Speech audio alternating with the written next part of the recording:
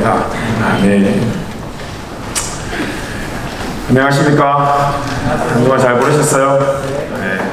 우리 옆에 사람하고 우리 한번 인사했으면 좋겠습니다.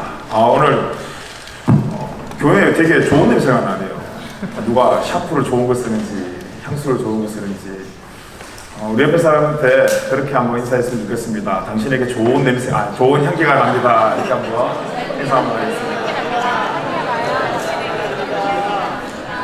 네, 정말 냄새가 하니까 좀 이상하네요. 진짜 여기가 같은 내역인데 진짜 좋은 향기가 나네요. 다들 씻고 오셨나봐요. 매주 씻고 오는 우리 청년들에게 간절히 축복합니다.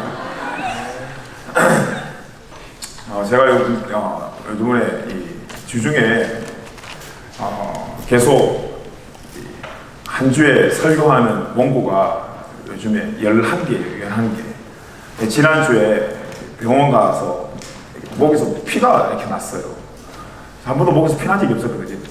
피가 나서 병원에 갔더니 성대가 이렇게 좀 찢어져 있다고, 도레미 이상 이야기를 하지 말래요. 그래서 도레미 이상 이야기 안 해야 되는데 어떻게 도레미 이상 이야기를 안 해요, 그죠? 그래서 저 이야기 안 하고는 못 산다 그러니까 어쨌든 도레미 이상 이야기 하지 말래요.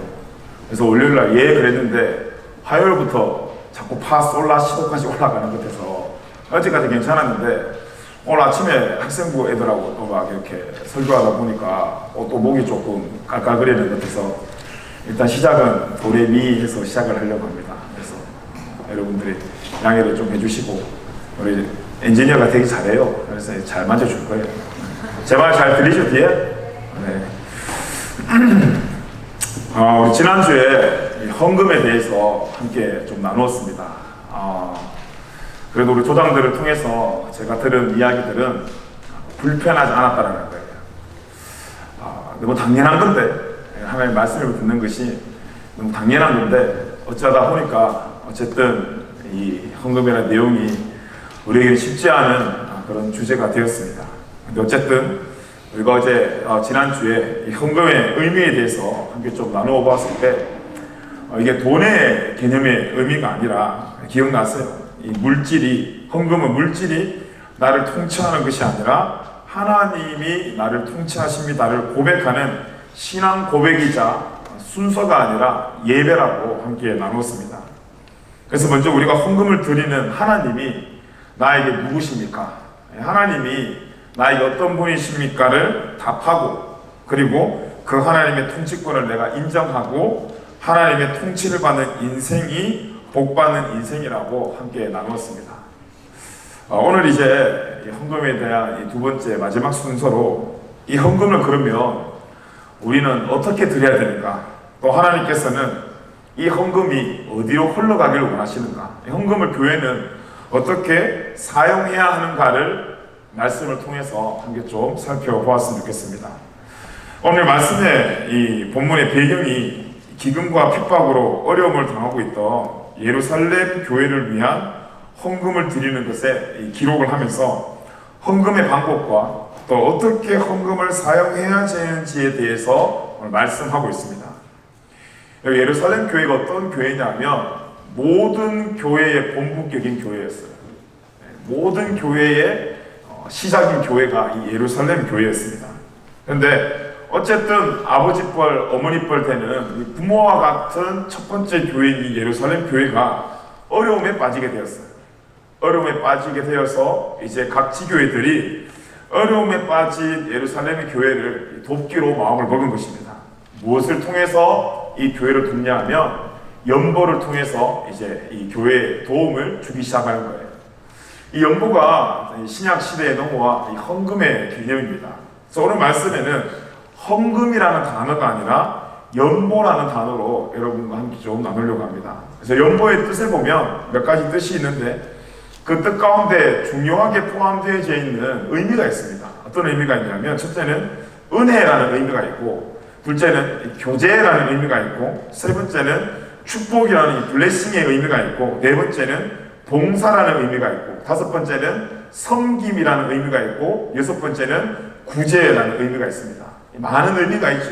근데 이 여섯 가지 모든 의미를 딱 압축해서 보면 이 헌금은 뭔가 우리의 이익을 위한 것이 아니라 흘러보내는 거예요. 누군가를 도와주고 그들에게 은혜를 베풀어 주는 것이 바로 이 연보가 하는 일이라는 것입니다. 그래서 연보를 한자로 보면 버릴 연자에 나눌 보자를 쓰는데, 이것이 뭐냐면 내한테 있는 무언가를 던져서 나눈다라는 것이에요. 고린도전서 16장 1절 말씀입니다. 우리 다시 한번 읽어보겠습니다. 시작. 성도를 위하는 연보에 관하여는 내가 갈라디아 교회들에게 명한 것 같이 너희도 그렇게 하라. 여기 성도를 위하는 이 연보라는 것은 어떤 대상을 두고 하는 이야기냐면 가난한 사람들을 위한 것이라는 의미입니다. 앞서 이야기한 것처럼 지금 어려움에 빠진 예루살렘 교회와 또 그 교회 성도들을 위해서 각 지교회들이 연보를 통해 그들에게 도움을 주자는 거예요. 근데 이 도움이라는 말을 우리가 좀 잘 접근해야 될 것은, 잘못 이해하면 돈 많은 교회가, 어떤 돈 많은 한 사람이 어떤 대단한 일을 하는 것처럼 우리가 착각을 할 수 있기 때문입니다. 많은 교회들이 착각 속에 빠져 있어요. 많은 성도들이 이런 착각 속에 빠져져 있습니다. 나의 일부분, 그래 나는 많으니까 다 받아라는 식의 그런 착각을 우리가 하고 있는 거죠. 우선 우리 모든 인생의 본질적인 도움이 사람으로부터 나올 수 없다라는 이 사실을 우리가 인정을 해야 됩니다. 우리가 아무리 많은 것을 가지고 있어도, 우리가 많은 것을 할 수 있어도 우리가 똑같은 격인 사람들의 완전한 도움이 될 수 없다라는 것은 우리 인생에 그리스도가 빠지면 우리 스스로도 넘어질 수밖에 없는 존재라는 것입니다. 그렇기 때문에 저도 그렇고 여러분도 그렇고 교회도 그렇고 모든 도움이 어떤 한 특별한 사람에게 있는 것이 아니라 시편 121편 1절에서 2절 말씀에 보니까 내가 산을 향하여 눈을 들리라 나의 도움을 의시하돌까 나의 도움은 천지를 지으신 여호와께로이다. 시편 146편 5절 말씀에 보니까 또 이런 말씀이 있어요. 같이 한번 읽어보겠습니다. 시작. 야곱의 하나님을 자기의 도움으로 삼으며 여호와 자기 하나님에게 자기의 소망을 두는 자는 복이 있도다. 하나님께서 말씀하시는 복의 인생이 다른 곳에 도움이 있는 것이 아니라 나에게 도움이 있다는 거예요. 하나님에게 도움이 있다는 것입니다. 그리고 그 도움받은 우리가 이제 어떤 사명을 가지고 있냐면 나누는 사명, 나누는 그런 사역을 우리에게 하나님께서 맡기신 거예요. 그래서 우리가 지난주 마지막 끝자락에 이 헌금도 그냥 특별한 한 순서가 아니라 헌금도 예배라고 이야기했습니다. 근데 그 예배의 출발이 하나님께 영광을 돌리는 것이면 이제 드린 헌금이 어떻게 돼야 돼요? 그 영광스러운 하나님의 계획의 자리로 흘러가야 돼요. 이 연보를 통해서 받은 은혜에 감사하면서 우리가 신앙 고백을 드렸다면, 하나님이 돈을 받는 건 아니잖아요.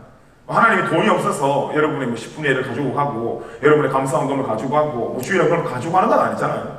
실질적으로 돈은 우리에게 흘러오는데, 첫째는 그 돈이 내가 잘나서 드리는 교만한 마음으로 드리는 것이 아니라 받은 은혜에 감사하며 이 모든 것을 주신 분이 하나님이십니다. 신앙 고백을 드리고 신앙 고백으로 드려진 그 물질은 이제 하나님이 말씀하시고 하나님 마음 있는 곳에 합당하게 사용되어진다는 것입니다.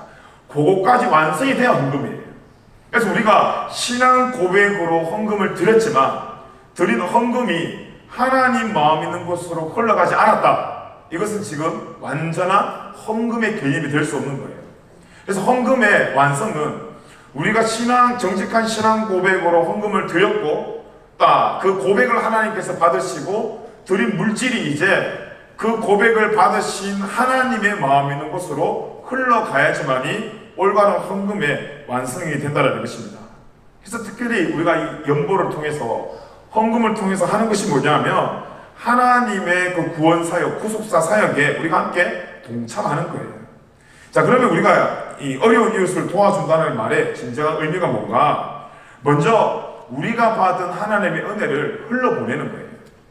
넘치는 은혜와 사랑을 나누어 준다라는 의미를 가지고 있습니다. 우리끼리야 조모임하면서 말씀이 어땠다, 뭐 이런 은혜가 있었다, 우리끼리 이런 나눔이 되지만 하나님을 모르는 사람들한테는 이 나눔이 너무 생소하지 않습니까? 특별히 여기 앉아 계시는 분들 중에도 교회에 처음 오시는 분들 분명히 계실 텐데 교회에 처음 와서 갑자기 뭐 이런 하나님, 뭐 거룩, 뭐 이런 이야기하면 무슨 말인지 몰라요. 우리가 나누는 대화로 그들이 하나님을 만날 수 없고 우리가 하는 행동을 통해서 하나님을 만날 수 있다고요. 그래서 교회에서 세상을 향한 하나님의 은혜를 흘러보낼 때 그냥 맹목적인 돈을 흘려보내는 것이 아니라, 그래서 돈 자랑하는 게 아니라 우리가 하나님 앞에 바른 신앙 고백을 했다면 그 고백을 받으시는 하나님의 마음을 알고 그 마음 있는 곳에 은혜를 흘려보내는 거예요. 자, 그럼 우리가 은혜를 흘려보내려면 첫 번째 무슨 은혜를 흘려보내야 될까라는 우리에게 은혜가 있어야 될 거 아니에요. 그래서 우리가 먼저 하나님한테 은혜를 받고 사랑을 받고 그것을 나누어 준다는 의미를 가지고 있습니다. 무엇을 통해서요? 이 연보를 통해서요. 그래서 내가 가진 것이 많아서 가진 것의 일부분의 돈으로 내가 도움을 준다는 생각은 여러분 성경적으로 봤을 때 굉장히 교만한 생각입니다. 그렇게 도움을 줬으니까 누가 인정받아야 돼요? 내가 인정받아야 되는 거예요. 내가 그만큼 내 물질을 썼기 때문에 누구 이름이 드러나야 돼요? 내 이름이 드러나야 되는 거예요. 근데 하나님 입장에서 보면 아무리 봉투 속에 돈이 많이 담겨도 그것은 돈일 뿐이지 바른 헌금과 연보가 될 수 없다는 겁니다. 자, 우리는 누구를 도운다는 말을 쓸 때 그런 의미가 아니라 그렇게 도울 수 있는 은혜를 주신 분이 누구냐 이 말이에요. 지난주에 함께 나눈 것처럼 하나님과 나의 관계 속에 나에게 생명과 은혜를 공급하시는 분이 하나님이십니다가 정확하게 우리에게 고백되지 않으면 우리의 헌금, 우리의 예배 앞에 이런 경솔하고 이런 교만한 행동들이 생겨날 수밖에 없다는 것입니다. 그래서 우리가 도움을 주고 번다는 것은 그리스도 안에서 우리는 한 몸이라는 고백과 동시에 거룩한 교제를 한다는 뜻이에요. 결국 우리가 오늘 읽은 이 16장 1절에 갈라디아 교회에게 명한 것처럼 너희도 그렇게 하라라는 이 말씀은 어려우니까 돈 좀 있는 너희 지교회들이 우리 좀 도와주라, 좀 도와주자 이런 단순한 의미가 아니라 그 헌금을 통해서 그 연보를 통해서 예루살렘 교회와 이방 지역이 하나님이 주신 은혜로 교제하고 하나 되고 그 하나됨을 통해서 이 땅에 하나님의 사랑을 실현시키자. 그런 아름다운 사랑의 마음과 정직한 연보를 통해서 생명이 살고 하나님의 역사가 나타난다는 거예요. 그래서 결국 우리가 드려지는 주일 예배를 통해서 어떤 한 사람이 살아나기를 원하는 것이, 회복되기를 원하는 것이 하나님께서 원하시는 헌금의 의도예요. 근데 요즘 어떻습니까? 이 헌금 때문에 누군가 한 사람이 살아나는 게 아니라 계속해서 시험을 받고 있어요. 상처를 받고 있어요. 마음에 어려움이 생겨요. 그 어려움이 고스란히 우리 신앙의 고백까지 물을 흩뜨리기 시작했어요.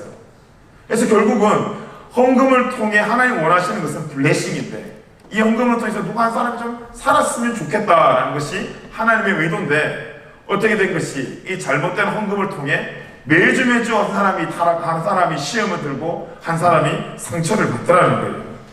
연보가 뭐라고 했습니까? 은혜, 교제, 축복, 봉사, 섬김, 구제 모든 것이 어떤 한 사람을 향한 하나님이 살리고자 하는 그 한 사람을 블레싱하기 위한 것, 그 모든 것들이 녹아져 있는 그리스도의 마음을 가지고 예배 드리는 것이 바로 연보라는 것입니다.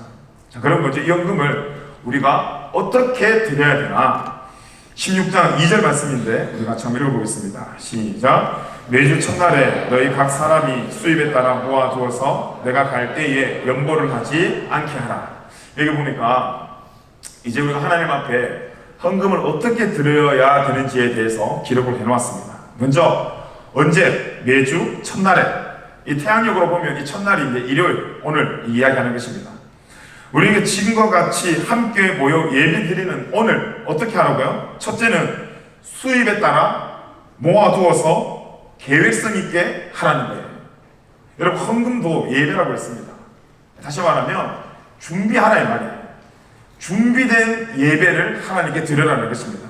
그냥 주일에 와서 지갑 열어보고 주머니 한번 넣어봤다가 돈 이렇게 있나 보고 꺼내갖고는 큰 돈이면 다시 넣고 적절한 돈이면 헌금 넣으라 그런 의미가 아니라 준비하라는 거예요. 그런데 어떻게 준비하라냐면 수입에 따라 계획성 있게 주신 은혜를 생각하며 감사함으로 준비하라는 거예요. 여러분 그래서 헌금 무조건 많이 해야 됩니다라는 설교는 성경적으로 봤을 때 너무 잘못된 설교예요. 여기 보니 정확하게 돼 있어요. 수입에 따라 계획성을 가지고. 그래서 자기의 형편과 달리 무리해서 헌금을 하는 것은 바르지 않은 헌금입니다. 왜 그렇습니까? 헌금을 통해서 블레싱이에요. 헌금을 통해서 뭔가 나의 도움이 필요한 사람들에게 내가 하나님께 도움을 받았습니다. 하나님 저도 그렇게 살겠습니다. 신앙 고백 드리고 그리고 그 고백과 함께 드려지는 물질이 그곳에 흘러가려면 이 헌금을 드리는 우리가 마음을 다치면 안 돼요. 헌금을 드리는 우리가 다른 물질에 대한 부담감이 생기면 안 돼요. 내 통장의 잔고는 100불밖에 없어요. 근데 오늘 100불을 무조건 다 드려야 돼. 이유는 오늘 이 100불을 주면 하나님께서 나에게 돈 주실 거야. 이게 완전 잘못된 헌금 방식이라고요. 계획된 준비, 수입에 맞춰서, 그리고 헌금에는 내 삶의 정직한 고백이 있어야 됩니다. 그래서 그 헌금에 내 정직한 형편과 그 앞에 감사가 담겨져 있는 게 진짜 중요한 거예요, 여러분. 제가 정말 사실적으로 목격한 일인데, 한국에 있을 때 기도원 갔을 때 어떤 목사님이 앞에 나서서 설교를 하더라고요. 설교를 하면서 어떤 설교를 했냐면 헌금을 작정시키는 그런 설교였습니다. 저는 솔직히 그래서 목사님 설교하는 목사님을 바라보면서 목회자라는 느낌이 안 들고 펀드 매니저라는 느낌을 받았어요. 근데 내용이 뭐였냐면 이런 내용이었어요. 부자가 되고 싶으면 하나님께서 이미 주실 것이라고 믿고 그만큼 11조 먼저 드려라 했어요. 네가 1억 벌고 싶으면 이미 1억 주실 거라 믿고 1,000만 원 내라는 거였어요. 네가 10억 벌고 싶으면 이미 10억 줬다고 믿고 1억 내라는 거였어요. 근데 제가 그때 좀 나이가 어렸을 텐데 저도 그 엉터리 설교를 듣는데도 마음이 움직이더라고요. 지갑을 열어보니까 5만 원밖에 없어요. 근데 이거 들으면 저는 50만 원도 못 받잖아요. 그래도 하나님이 이 간절한 마음 아시기에 참여해서 제가 그 헌금함에다가 5만 원을 통째로 넣었어요. 어떤 사건이 일어났을까요? 어떤 사건이 일어났을까요? 50만 원이 왔을까요? 누구는 왔을 수도 있겠지만 저는 5천 원도 안 왔어요. 끝이었어요, 그게. 근데 가만히 생각해보니까 헌금을 내고 내가 이 헌금을 통해 신앙 고백을 하고 사랑이 흘러가야 되는데 헌금을 딱 넣는 순간 아차라는 생각과 동시에 허무함이 내 마음속에 밀려오더라고요. 그게 바른 헌금이 아니더라는 거예요. 그게 바른 헌금 설교가 아니더라는 거예요. 그게 바른 신앙 고백이 아니더라는 거예요.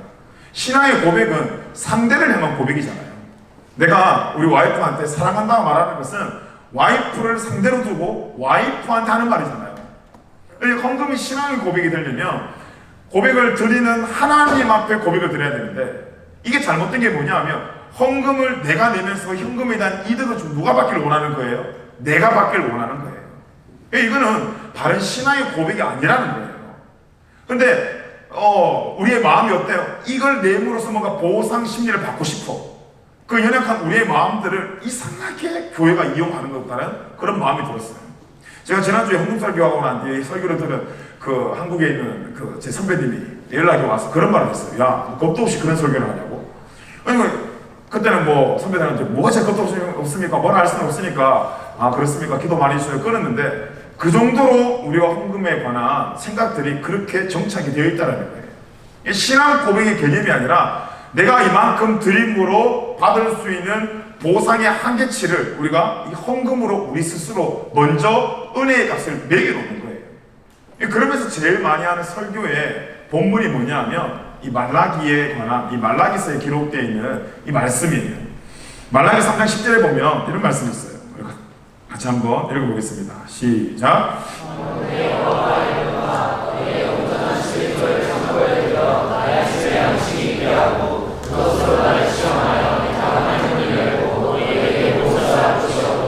굳지 아니하나 보라. 헌금 설교하면서 여러분 이런 구절, 이 구절로 설교하는 거 많이 들어보셨을 것입니다. 그러면서 뭐라고 이야기하냐면 하나님이 절대 시험하지 마라 그랬는데 11조 부분만큼은 시험해보라고 했다고. 그만큼 하나님이 11조에 대해서 중요하게 이야기하면서 11조는 하나님의 복을 받는 지름길이다. 이런 식으로 설교를 우리가 들어왔습니다. 근데 문맥상으로 보면 그냥 이 텍스트로 보면 글자로 보면 맞아요. 그 말이 맞는 것 같아요. 제가 읽어보니까 시험해서 내가 하늘 문을 열고 너에게 복을 쌓을 것이 없도록 굳지 아니하냐 보라. 마치 돈으로 시험하에 보라는 이야기인 것 같아요. 근데 우리가 앞에 이야기한 것처럼 하나님은 돈이 필요한 분이 아닙니다. 여러분. 이 구절은 돈으로 시험하라는 구절이 아니에요. 이 당시 말라기서가 기록되었을 때 이스라엘 백성들이 형식의 예배만 붙잡고 살았어요. 하나님은 이스라엘 백성에게 그랬어요. 야, 좀 나한테 돌아와. 좀 나한테 돌아와라 너희들. 근데 이스라엘 백성이 뭐라고 이야기하냐면 하나님, 제가 매주 예배 드리지 않습니까? 기도하지 않습니까? 근데 뭘 자꾸 돌아오라고 이야기하십니까? 저한테 이것 좀 더 해주세요. 그럼 제가 이렇게 살게요. 하나님 저한테는 복 좀 줘보세요. 저는 이렇게 잘할 수 있습니다. 라고 이야기하는 거예요. 좀 더 쉽게 이야기하면 집에서 아들이 아빠한테 이야기하는 거예요. 아빠, 나한테 이거 해주면 내가 아빠한테 더 효도할게. 아빠, 나 이거 사주면 아빠가 더 잘 들을게. 그때 아빠의 말이 뭐냐? 야, 나중 이야기하지 말고 지금 말 좀 잘 들어봐라. 네가 지금 내 말 잘 들으면 내가 너 그거 안 사줄 것 같냐? 고리양스예요. 이 말씀은 돈으로 나 시험해봐 그래 그 말이 아니라 기본적인 신앙 고백부터 한번 똑바로 해보라는 거예요. 그냥 예배의 형식만 붙잡고 뭐 달라 이때나 저래나 니 쓸데없는 그런 이야기 하지 말고 오늘 드려지는 예배에 신앙 고백이라도 바로 좀 해보라는 거예요. 네가 나한테만 정직하게 해오면 내가 너한테 복 안 줄 것 같냐? 그 말이지. 이 말이 하나님께서 기록해 주신 의도가 돈으로 한번 시험해보라고. 11조 내면 내가 너들 인생에 대박 한번 터뜨리게 해주겠다고. 그렇게 기록한 말씀 아니에요, 여러분. 만약에 그 의도의 말씀이면 대한민국의 11조 내는 기독교인들은 다 잘 살아야 되는 거 아닙니까? 그렇게 생각하면 여러분 11조 내는 여러분들 정말 여러분 인생에 대박 터져야 되지 않아요? 근데 정말 하나님이 돈 먹고 돈 먹으시게 그런 이야기를 오늘 말라기서에 기록해서 하나님 믿는 사람들한테 이야기를 하셨을까요? 하나님은 그런 저렴한 분 아니세요, 여러분. 그런 돈으로 우리를 평가하고 돈 먹고 돈 먹기 식으로 우리에게 복 주시는 분 아닙니다. 여기서 말씀하시는 것은 하나님이 기본적인 나에게 대한 마음이라도 좀 이쁜 마음으로 정직한 마음 한번 와봐. 그러면 내가 너한테 뭘 안 해주겠냐라는 아버지의 마음으로 이게 말씀하신 거예요. 그렇게 잘못된 말씀에 도전받아가지고는 부자 되어 보겠다고 충동적으로 무리하면서까지 헌금하면 그래서 말씀처럼 하나님 시험하면 결국 네가 시험 받아요. 100%예요, 여러분. 그렇게 해서 물질의 시험 받고 그렇게 해서 헌금의 시험 받는 거 아닙니까? 이거는 헌금에 대한 다른 자세가 아닙니다. 저도 그런 적이 있어요. 고등학교 때 저희 교회에서 월정 헌금이라고 달달이 헌금을 작정해서 1년 동안 내린 게 있었어요. 봉투에 1월부터 12월까지 해서 이렇게 칸이 마련되어 있고 위에 작정을 하는 거예요. 내가 한 달에 얼마 내겠습니다. 딱 적고 매달 그 돈을 헌금하는 거예요. 그래서 이제 얼마를 적어야 되나? 고등학생이니까 오늘 말씀에 따라 내 수익에 맞춰서 적어야 되잖아요. 얼마나 적어야 되나? 곰곰이 생각하고 있는데 옆에서 막 오 하면서 막 박수 소리 치는 소리가 들리는 거예요. 그래서 몇 보니까 제 친구가 거기다 5,000원을 탁 적었어요. 막 애들이 막, 와 얘는 5,000원 낸다고 막 대단한 박수를 치는 거예요. 어린 마음에 그 박수가 너무 탐나는 거예요. 그래서 조금 이겨내겠다 싶어서 10,000원을 썼어요, 제가. 그러니까 애들이 막 이제 5,000원은 딱 무시하고 저한테 와서 막 역시 너는 대단하다면서 막 엄청 칭찬을 받았어요. 그 칭찬 많이 받은 것도 아니고 한 45초 받았는 것 같아요. 끝! 이제 그다음부터 매달 10,000원씩 제가 내야 돼요. 고등학생이 그런 돈이 어디 있어요? 결국은 연체가 되기 시작했어요. 1월부터 12월까지 한 번도 그 돈을 못 냈어요. 이제 빚에 쫓기게 되었잖아요. 근데 12만 원의 돈이 저한테 어디 있습니까? 결국은 학생부 부장교사님이 저희 어머니한테 찾아갔어요. 준현이가 이만큼 작정을 했는데 아직 돈 10원도 안 냈다고. 그래서 이제 연말에 그걸 내야 되니까. 우리 엄마가 그걸 보니까 우리 아들이 믿음 좋게 10,000원씩 적어놓은 거예요. 이 12만 원. 그래서 이제 그 앞에서 12만 원을 주고 집에 와서 저는 천국을 구해간 거였어요. 맞아 죽을 뻔했어요, 지금. 45초 칭찬 들으려고 거기다 10,000원 적어놨다가 정말 호적에서 파일 뻔했어요. 그럼 생각해 보세요. 우리가 헌금한다는 게 하나님께 영광 돌린다고 하면서 작은 마음부터 큰 마음까지 우리의 마음들, 내가 칭찬받고 내가 인정받고 싶어하는 것들이 어쩔 수 없이 그 안에 녹여진다는 거예요. 지난주에도 얘기했지만 여러분 헌금은 신앙 고백이에요. 상대를 향한 고백이에요. 나를 위한 것이 아니라. 이 고백은 순수하게 내 마음을 전달하는 거예요. 다른 의도도 또 다른 사람에게 자랑하기 위해서 하는 것도 아니에요. 그래서 여러분 헌금을 할 때 5불짜리 넣을 때는 이게 뭔가 좀 적게 넣으니까 부끄러워서 이름 안 적고 막 한 400불 넣으면 좀 다 알았으면 좋겠다 싶어서 막 이름 적고 이게 바른 헌금의 모습이 아니라는 거예요. 결국은 이것을 자꾸 우리가 조장하는 거예요. 선동하는 거예요. 어떻게 해도 더 많이 내게 하려고. 근데 금액이 중요한 게 아니라 그랬잖아요. 지난주에도. 고백이 중요한 거예요, 여러분. 내가 이 사람을 사랑하게 되면 계산이 사라지게 돼 있어요. 내가 이 사람을 사랑하게 되면 주는 마음들이 정직해질 수 있는데 결국은 그 마음과 관계없이 이것을 통해서 나를 보여주고 싶어하는 마음의 출발부터가 우리의 예배가 무너지더라는 거예요. 그래서 정말 두 사람의 깊은 관계를 통해 아름답게 나오는 사건이 이 고백의 사건. 그래서 우리가 충동으로 하는 것이 아니라는 거예요. 그래서 은혜 입은 사람이 은혜와 감사를 표현할 때 준비를 할 때 여러분의 상황에 따라, 수입에 따라 그렇게 준비를 하고, 또 그렇게 표현받는, 내가 은혜 입은 사람입니다, 감사합니다 라고 표현할 때 그것을 표현받는 그분의 모습을 기대하는 마음으로. 그래서 오늘 예배도, 또 우리가 나누는 주제인 헌금도 그렇게 해서 우리에게는 이 준비가 필요하다는 것입니다. 토요일 한 주간, 토요일 날 집에서 교육이 전에, 토요일 밤에, 토요일 저녁에 한번 곰곰이 한 주간 받은 은혜를 묵상하면서 내 수입에 따라 계획성을 가지고 준비하는 거예요. 거기에 불순물이 담기면 안 된다는 거죠. 하나님은 그런 돈을 받는 게 아니에요. 하나님은 헌금을 통한 고백을 받으시고, 그 헌금은 하나님의 마음 있는 곳으로 흘러보내는 거예요. 여러분, 구약의 첫 번째 제사가 뭐였습니까? 가인과 아벨의 예배였잖아요.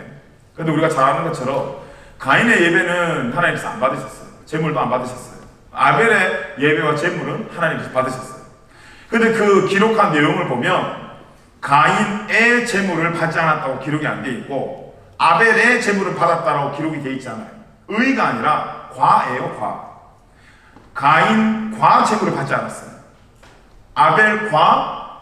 아벨의 제물을 하나님께서 받으셨어요. 이게 뭐냐면, 하나님이 원하시는 헌금은 헌금 자체의 크기나 질을 보는 게 아니라 그 헌금을 낸 가인의 삶을 보는 거예요. 그 헌금을 낸, 제물을 낸 아벨의 삶을 보는 거예요. 그러면 결국은 하나님이 받으시는 것은 곡식과 양고기가 아니라 그것을 바쳐낸 그들의 마음을 보는 거예요. 결국은 가인이 예배를 실패한 것은 제물의 실패가 아니에요. 헌금의 양의 실패가 아니에요. 가인의 삶의 실패, 가인의 신앙 고백의 실패예요. 아벨은 고기를 바쳤으니까 하나님이 흡족히 받은 것이 아니라 아벨의 삶의 성공이에요. 고백의 성공을 이야기하는 것입니다. 그런데 아벨이 어떻게 그렇게 예배할 수 있었을까요? 히브리서 11장 4절 말씀에 보면 앞절에 믿음으로 아벨은 가인보다 더 나은 제사를 하나님께 드렸다라고 기록이 되어 있어요. 아벨이 하나님께 그렇게 예배할 수 있었던 이유가 뭐였냐면 믿음이었어요. 믿음. 그래서 히브리서 11장 6절에 보면 믿음이 없이는 하나님을 기쁘시게 하지 못하나니, 결국은 믿음의 문제였어요.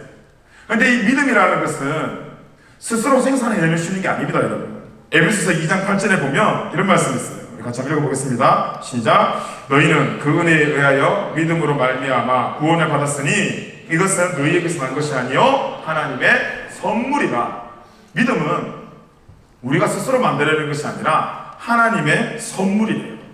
자, 결국은 아벨이 하나님 앞에 합당 신앙 고백과 예배를 드릴 수 있었던 이유는 믿음 때문인데, 이 믿음이 아벨이 만들어낸 것이 아니라 선물 받은 거예요. 자, 그럼 우리가 쉽게 생각을 하면 누구에게 선물을 받을 수 있냐는 거예요. 우리가 친하지도 않고 아무 관계도 없는 사람한테 누가 선물을 줍니까? 선물 안 줍니다. 또 우리가 받는 입장, 주는 입장 모두가 관계가 되어 있고 뭔가를 표현하고 싶어서 주는 게 선물이고 받는 게 선물이지, 아무 관계도 없고 이유도 없이 우리가 선물 주고받지 않아요. 지금 아벨이 믿음으로 하나님께 예배를 드렸대요. 그리고 성공적인 예배를 했어요. 근데 그 믿음은 하나님이 주신 선물이라면 지금 이 말씀에서 아벨과 하나님의 관계를 볼 수 있어요. 어떤 관계예요? 지금 선물 받을 관계예요. 그만큼 관계가 있었기 때문에 그 관계의 예배가 아름다운 고백으로 성립이 될 수 있었던 거예요. 근데 여러분, 그 관계가 공짜로 만들어지던가요? 공짜로 옆에 사람을 나의 베스트 프렌드로 만들 수 있나요? 아니에요. 우리의 마음도 들어가요. 밥이나 커피 한 잔 먹으려면 우리 물질도 들어가요. 그렇게 만나서 또 시간을 보내려면 우리 시간도 들어갑니다, 여러분. 내가 선물 하나 받는 게 단순한 거 같지만 그 선물을 받기 위해 그 두 사람이 보내는 시간과 물질과 모든 가치들은 상상 이상이에요. 그렇기 때문에 지금 아벨이 하나님에게 믿음의 선물을 받았다는 것은 아벨이 하나님과 관계를 맺기 위해 그냥 평범한 인생을 살지 않았다는 것입니다. 그렇기 때문에 그 예배가 하나님이 받으시는 예배가 되었다고요. 고린도후서 그러므로 내가 이 형제들로 먼저 너희에게 가서 너희가 전에 약속한 연보를 미리 준비하도록 권면하는 것이 필요한 줄 생각하노니 이렇게 준비하여야 참 연보답고 억지가 아니니라. 왜 준비를 했을까요? 관계가 있었기 때문에 준비가 되는 거예요. 관계가 없는 사람이면 준비하지 않습니다. 외모적인 것부터 시작해서 가서 무슨 말을 해야 될까, 어떤 행동을 해야 될까라는 디테일까지 그 사람을 사랑하면 사랑할수록 준비하게 되어 있습니다. 그냥 내가 아는 사람 만나러 나갈 때야 뭐 조금 덜 씻고 나가면 어떡해요? 뭐 이 안 닦아도 마스크 끼고 나가면 되지. 근데 정말 사랑하는 사람 만나러 간다 생각해보면 제일 좋은 샴푸 꺼내가지고 어쨌든 머리 샴푸하고 린스도 한번 칠하고 기름도 바르고 또 얼굴에 로션도 바르고 옷도 어쨌든 깔끔한 거 입으면서 그 사람에게 내가 너를 만나러 오기에 이만큼 준비했음을 보여주려고 노력할 거 아니에요. 그 준비 자체가 관계가 없으면 준비를 하지 않는다. 내가 얼마나 준비하냐에 따라 그 사람과의 관계가 있다는 겁니다. 여기 보니까 억지로 하지 말아요. 억지로 하지 말아라는 원어적인 의미가 뭐냐면 탐심을 이야기하는 거예요. 탐심이 있다는 것은 지금 누구를 위해 헌금한다는 거예요? 자기 자신을 위해서 헌금하는 거라고요. 그래서 이 헌금을 통해서 부자 되기를, 이 헌금을 통해서 내 인생에 뭔가 문제가 해결되기를 원하는 거예요. 여러분의 연보가 어떠냐는 거예요. 여러분이 오늘 드려준 헌금 안에 어떤 내용이 포함되어 있냐 이 말이에요. 정말 순수한 하나님의 신앙 고백입니까? 탐심입니까? 근데 탐심이 하나님께서 말씀을 어떻게 규명해 놓았냐면 하나님께서 가장 싫어하시는 우상 숭배로 규명을 해놨어요. 골로새서 3장 5절에서 6절 말씀 보니까 그러므로 땅에 있는 지체를 죽이라 곧 음란과 부정과 또 사욕과 약한 정욕과 탐심이니 탐심은 뭐라고요? 우상 숭배니라. 이것들로 말미암아 하나님의 진노가 임하느니라. 실컷 우리가 헌금 내고 하나님의 진노가 임할 수 있다. 그런데 실제로 사도행전에 보면 실컷 헌금 내고 죽은 사람들이 등장을 합니다. 아나니아와 삽비라 부부예요. 아나니아와 삽비라 부부가 어느 정도 돈을 좀 가지고 있던 사람들이었습니다. 근데 그렇게 신앙생활이 좋지는 않았던 것 같아요. 근데 바나바라는 한 사람이 자기의 땅과 자기의 소유를 다 팔아가지고 많은 사람들을 도와줬어요. 모든 칭찬이 바나바한테 집중이 됐어요. 그래서 누가 봤냐? 그 다음 장에 아나니아와 삽비라가 그걸 봤어요. 그리고 난 뒤에 자기의 재산을 다 팔았습니다. 헌금했어요. 근데 헌금하는 첫 번째 이유가 나도 저 바나바처럼 칭찬받아야지. 근데 땅을 팔고 보니까 자기가 생각했던 것보다 돈이 더 많이 나와버렸어요. 그래서 겁도 없이 그 돈을 숨겨내고 일부분만 하나님께 드렸다고요. 그리고 나서 어떻게 됐습니까? 조그마한 시간의 간격차를 두고 두 부부가 그 자리에서 목숨을 잃어버리는 하나님의 진노가 있습니다. 여러분 이 말씀을 잘 보셔야 돼요. 이 말씀은 헌금 똑바로 안 하면 돈 숨기고 다 전 재산 안 바치면 너를 죽을 수 있어 이 말 아니에요 여러분. 그렇게 해석하면 이 말씀 자체에 뼈가 흔들려버려요. 그 말씀이 아니라 헌금을 지금 누구한테 내고 어떤 의도로 내냐 이 말이에요. 사도행전에 들어와서 첫 번째 헌금 내용을 통해서 헌금의 바른 표지판이 되기를 원했어요. 첫째는 하나님에 대한 두려움이 있어야 돼요. 우리가 하나님을 헌금한다 하면서 하나님을 내 옆에 있는 친구보다 더 못하게 생각하는 경우들이 있어요. 아나니아와 삽비라고 그랬어요. 하나님한테 헌금해야 되는데 그리고 베드로의 경고가 있음에도 불구하고 거짓으로 그 돈을 숨기고 하나님 앞에 정직하지 못했어요. 겁 없었어요 하나님 앞에. 두 번째, 그곳에 탐욕이 있었어요. 내가 바나바보다 더 칭찬을 받아야 하는 탐욕이 강해 있었다는 것입니다. 그래서 결국 하나님의 진노가 임해서 그들이 죽었다는 거예요. 무슨 말인가 그때요? 헌금을 그런 식으로 하지 말라는 거예요. 저 사람 헌금 많이 해서 복 받았대. 우리도 한번 해봐. 나도 한번 해봐야지. 저 사람 헌금해서 저런 대박 일이 터졌대. 나도 한번 해봐야지. 그런 식으로 헌금하지 마라 이 말이에요. 이때까지 나의 탐심을 채우기 위한 헌금했다면 오늘 말씀하신 우리는 빨리 회개의 자리로 가야 돼요. 하나님은 봉투의 두께 절대 안 봅니다 여러분. 하나님은 그 돈의 액수를 보는 게 아니에요. 그 안에 담겨있는 신앙 고백의 문제입니다. 이 고백이 하나님 앞에 전해지고 진실한 고백 앞에 드려지는 물질이 그렇게 쓰임받는 것이 바른 헌금의 개념이지 그런 욕심과 탐심으로 헌금 내는 게 아니다라는 거예요. 근데 우리가 이런 말씀 들으면 솔직히 혼동을 옵니다. 왜냐하면 성경에 그런 의미로 하면 복 받는다는 식의 헌금하라는 구절들이 나와요. 그런데 성경의 말씀은 그런 의도의 말씀이 아닙니다. 그래서 오늘 시간을 통해서 성경에 나오는 이 헌금 구절에 대한 원문의 뜻, 하나님 바른 의도를 함께 좀 살펴보고 말씀을 좀 마치려고 합니다.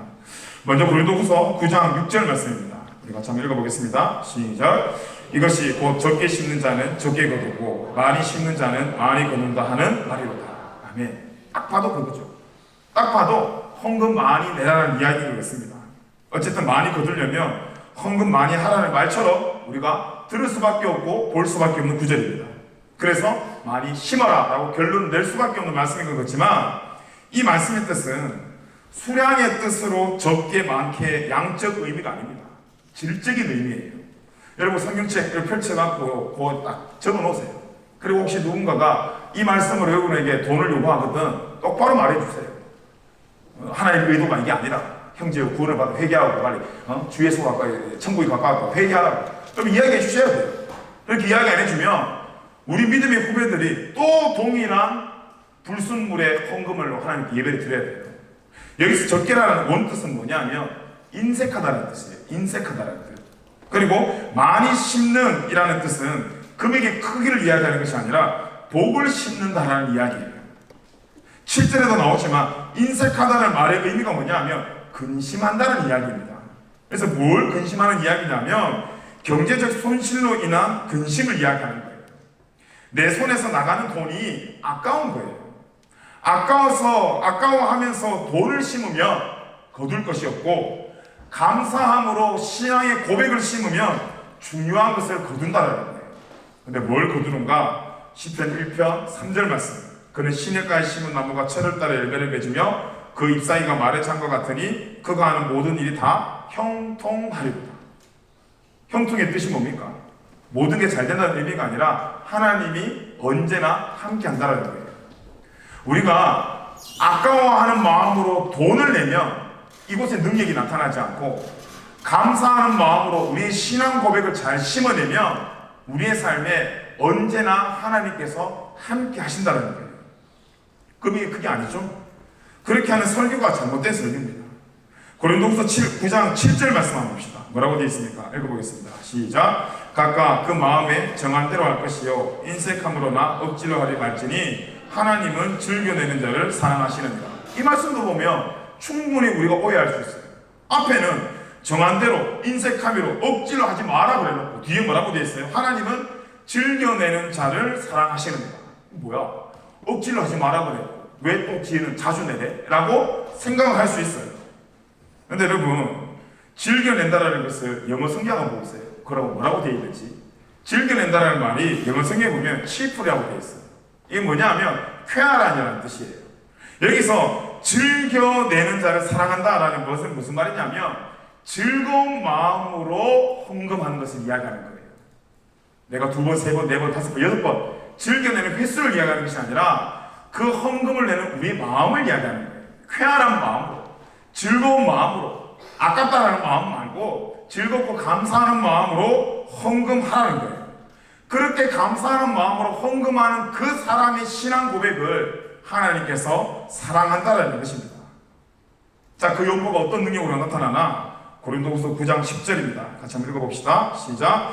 심는 자에게 씨와 먹을 양식을 주시는 이가 너희 심을 것을 주사 풍성하게 하시고 너희 의의 열매를 더하게 하시리니. 여기 보면 더하게 하시리니 라는 말이 나오는데, 이 말은 뭔가를 우리가 하면 하나님께서 더하실 것이야 라는 미래형으로 우리가 이해를 할 수 있지만, 원문에 보면 이게 미래형이 아니라 이미 하나님께서 우리에게 더하시고 계심을 이야기하는 거예요.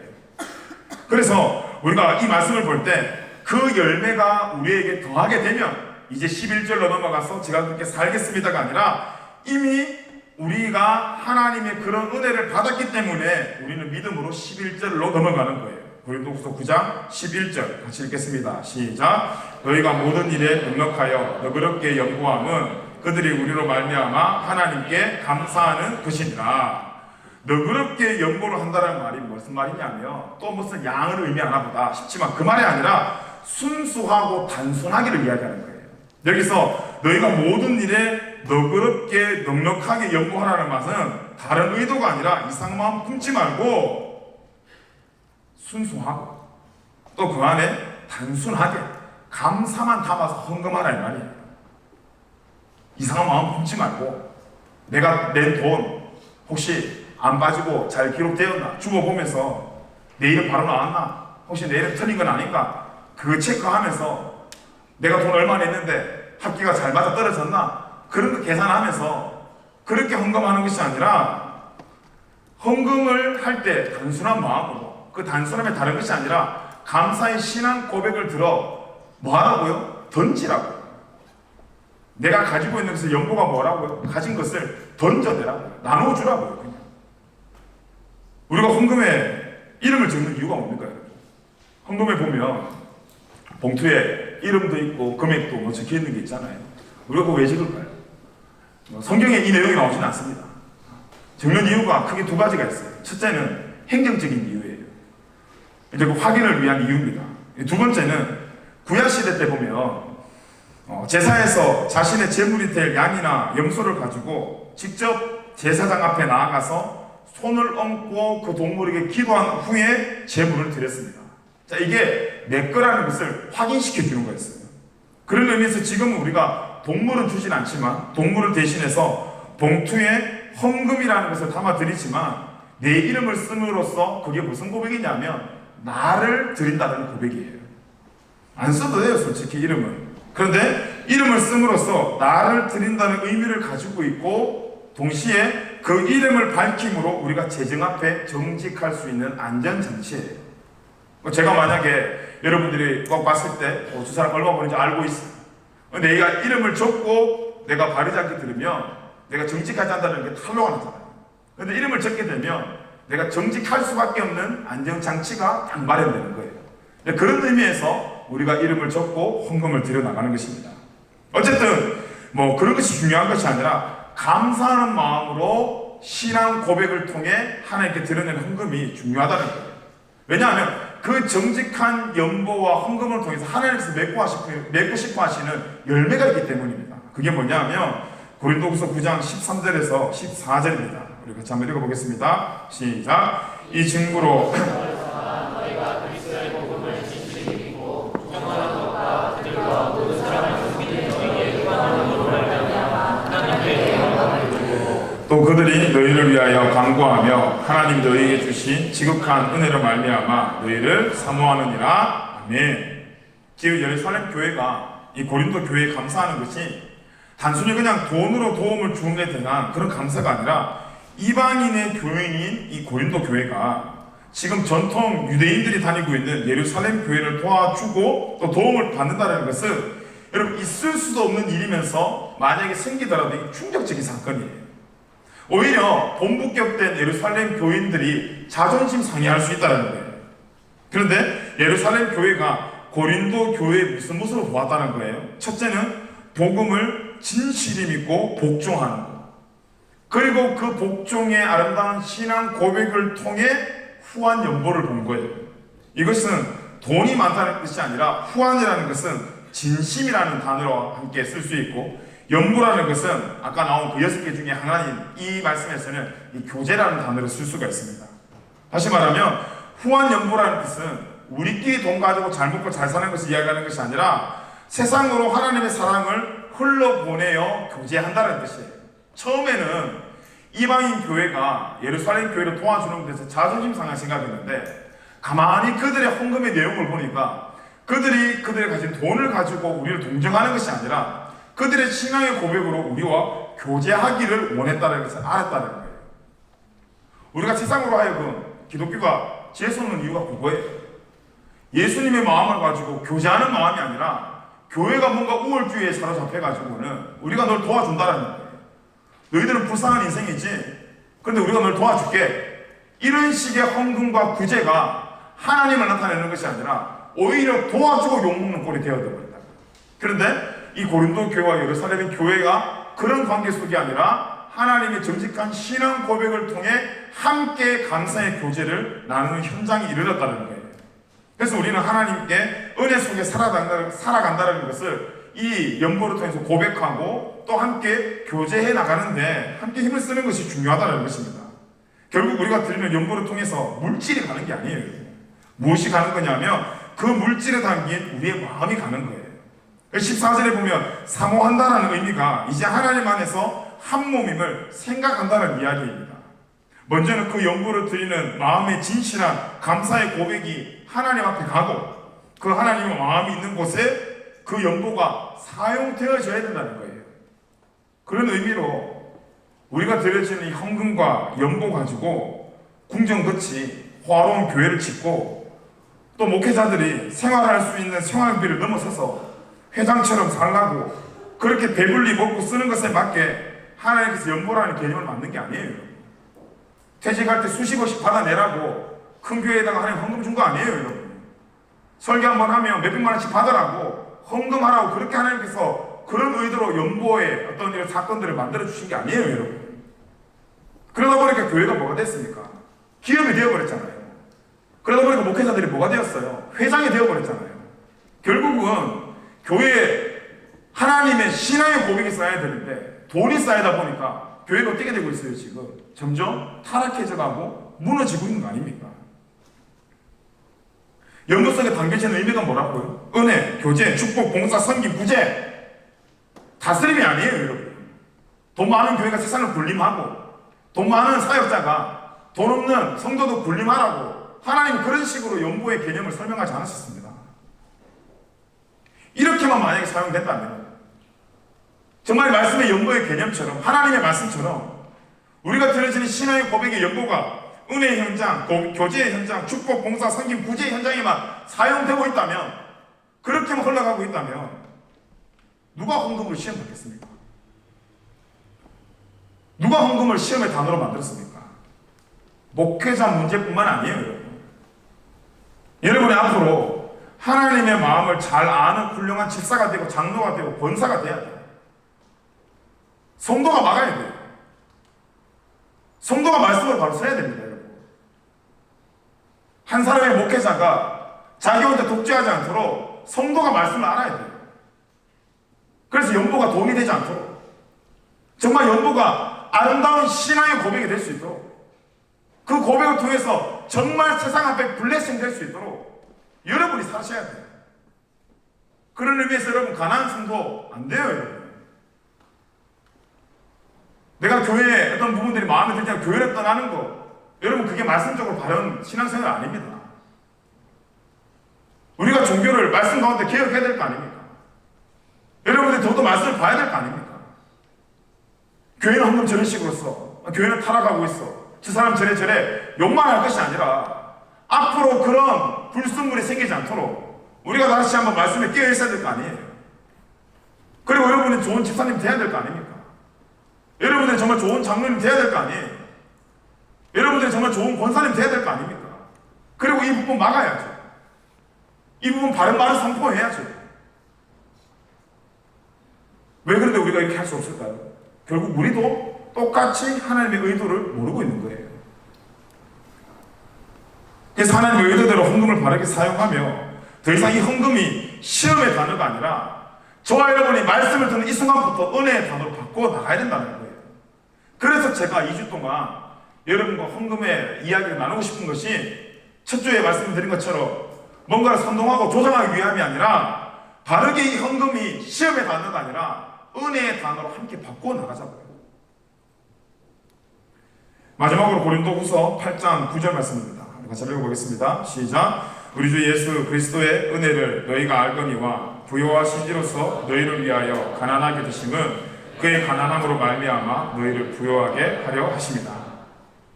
예수님이 우리를 위해서 가난하게 되셨다는 것은 죽었다는 것을 의미하십니다.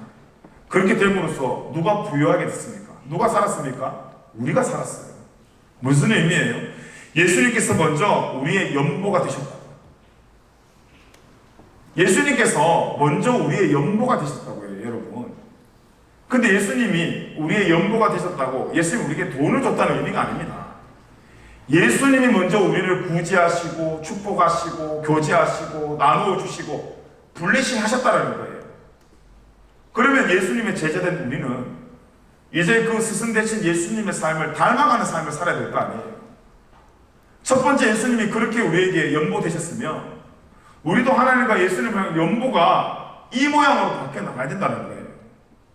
연보의 뜻이 뭐라고요? 버릴 연자에 나눌 보자. 예수님께서 자기의 목숨을 버려 우리에게 하나님의 사랑을 나누어 주셨어요. 우리를 향한 예수님의 첫 번째 연보였어요. 그러면 이 연보의 뜻에 여러분 뭐가 포함되어 있는 것입니까? 사랑이 포함되어 있는 거예요. 우리도 뭔가를 버려 하나님의 영광을 나타내는 것이 연보라고. 토요일 기도의 날 우리가 잘 나누었는데, 하나님이 우리를 창조하신 목적이 포이에마, 하나님을 표현하기 위해서 우리를 창조하셨어요. 그 형상대로 지으심을 받았다고요.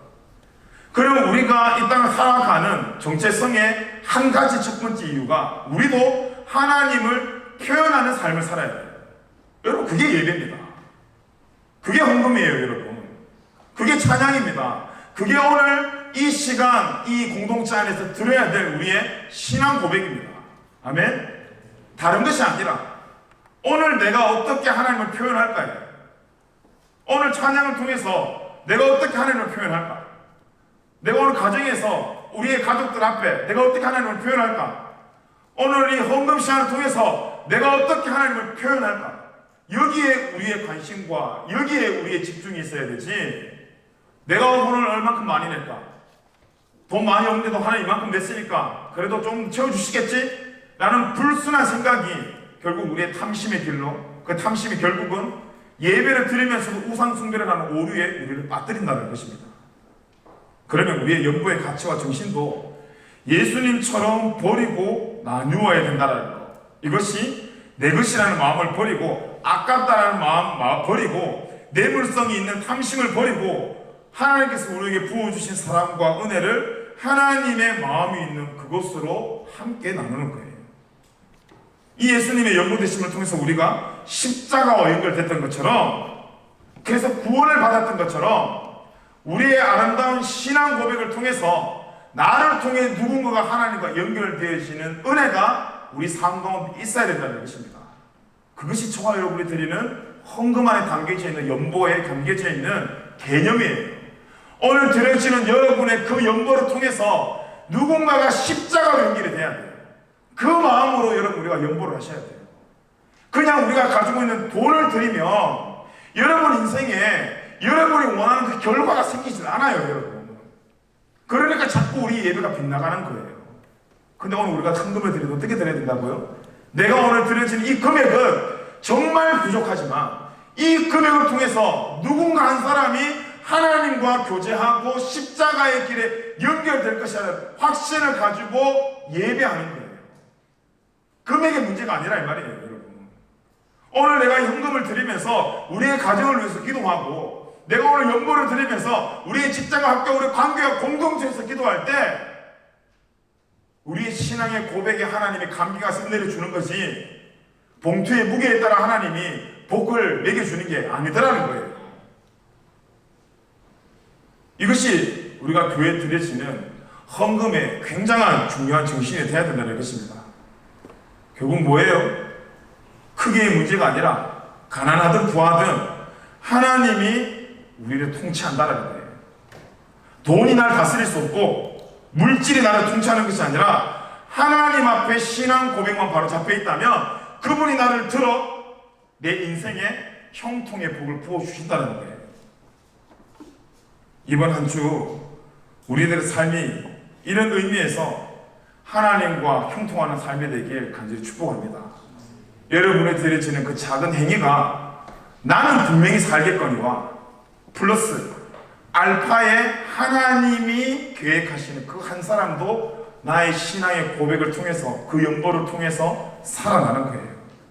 그래서 지금 내 형편이 아무리 어려워도 하나님이 나의 통치자가 되시고 인도하심을 믿고 그것을 바른 연보로 신앙 고백한다면 그들의 삶을 하나님께서 그냥 두시지 않는다는 거예요. 돈으로 한번 시험해봐, 주는 만큼 내가 채워줄게, 이 개념이 아니에요, 여러분. 혹시 거기에서 빠져나오지 못할 상처와 어려움 가지고 계신다면 다시 한번 말씀으로 돌아오는 은혜가 있길 간절히 축복합니다.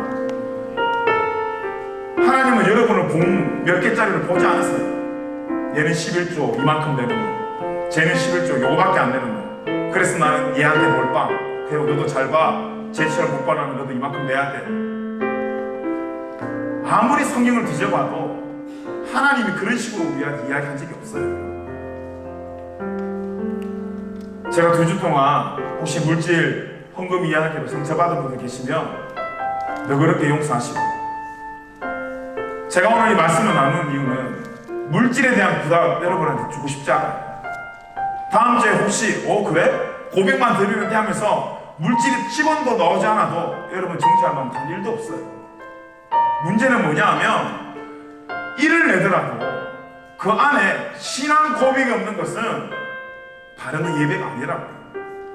적어도 우리가 이 자리에 모여서 함께 예배하는 공동체로서, 적어도 우리가 함께 동력하는 동력자로서 예배하는 방법들이 말씀 가운데 바로 세워나가야 되지 않겠습니까?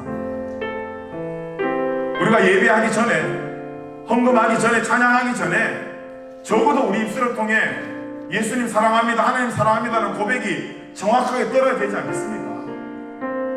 사랑하면 해결됩니다. 사랑하면 이해가 돼요, 여러분. 사랑하면 버릴 수 있어요. 사랑하면 고백할 수 있습니다. 우리의 예배의 우선순위가 뭡니까? 그럼에도 불구하고 순서예요. 내가 얼만큼 기도해야 되고, 얼만큼 찬양해야 되고, 얼만큼 말씀을 봐야 되고, 얼만큼 돈을 내야 되는 게 정말 그게 우리의 예배 우선순위입니까? 아니에요. 오늘 저와 여러분의 우선순위는 내가 오늘 하나님을 사랑하는 거예요. 오늘 저와 여러분의 우선순위는 내가 예수님을 사랑하는 거예요. 아멘? 그 사랑이 우리의 신앙의 길과 우리의 방향성을 보여주는 거예요. 우리 공동체가 행위에 목숨 거는 것이 아니라 오늘도 예수님을 사랑하고 하나님을 사랑함으로 그 사랑 뒤에 숨겨져 있는 많은 비밀의 은혜를 누리며 살아가는 저와 여러분의 삶이 되길 간절히 축복합니다. 우리 이렇게 살아가고 이렇게 한번 도전하며 인사했으면 좋겠습니다. 우리 하나님을 진심으로 사랑합시다. 이렇게 한번 인사합시다. 다시 한번 우리 예수님을 우리 진심으로 사랑합시다. 이렇게 한번 인사합시다. 네, 우리 공동체가 수가 많고 돈이 많고 램프하고 있는 공동체가 아니라 하나님을 사랑하는 것으로 충분히 설명할 수 있는 우리 시티 만한 공동체가 되길 간절히 축복합니다. 자, 자리에서 일어나셔서 함께 찬양하고 같이 기도하겠습니다.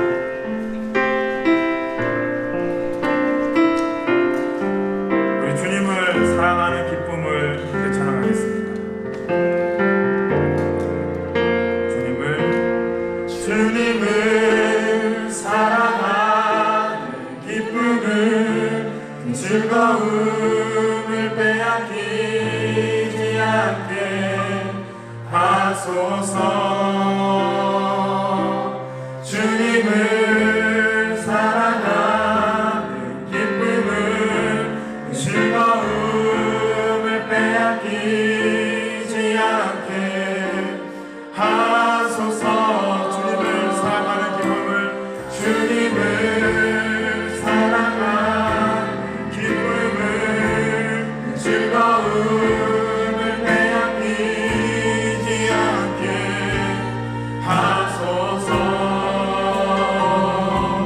주님을 사랑하는 기쁨을, 즐거움을 빼앗기지 않게 하소서.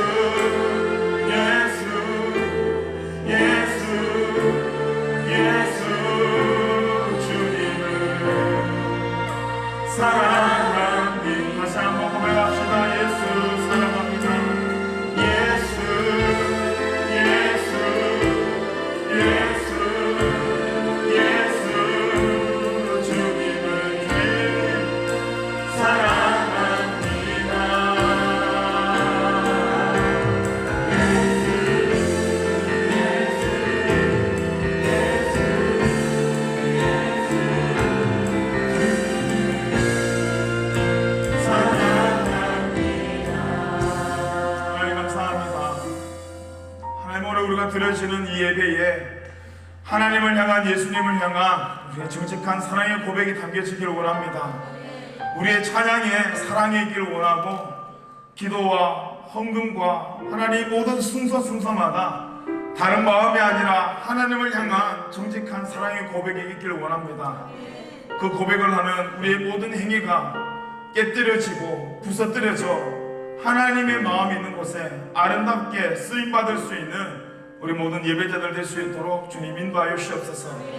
특별히 물질 앞에 상처받고 어려움이 있고 갈등하는 시대들이 있다면 주님 찾아가서 위로하여 주옵시고, 물질이 문제가 아니라 나를 향한 너의 마음이 나에게 필요하다라는 하나님의 음성을 우리가 함께 듣고, 우리가 우리의 행위로 나의 것을 주님께 먼저 드리는 것이 문제가 아닌 하나님이 내 삶의 통치자 되시는 우리의 신앙의 고백을 아름답게 하나님께 고백할 수 있는 우리 공동체 될 수 있도록 주님 은혜를 다하여 주시옵소서.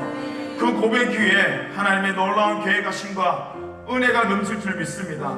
아버지 하나님, 그렇게 오늘 우리가 한 걸음 한 걸음 바른 신앙의 생활로 바르게 주님 앞에 세워지며 그렇게 훈련받아 주님께 쓰임받는 저희들 될 수 있도록 성령님 함께하여 주시옵소서.